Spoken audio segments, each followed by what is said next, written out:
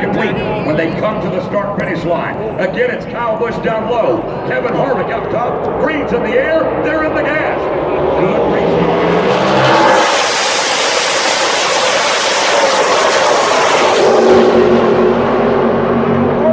Going to the top side. Oh, what a squeeze play. Over in turn number 2. Here comes Eric Jones up top.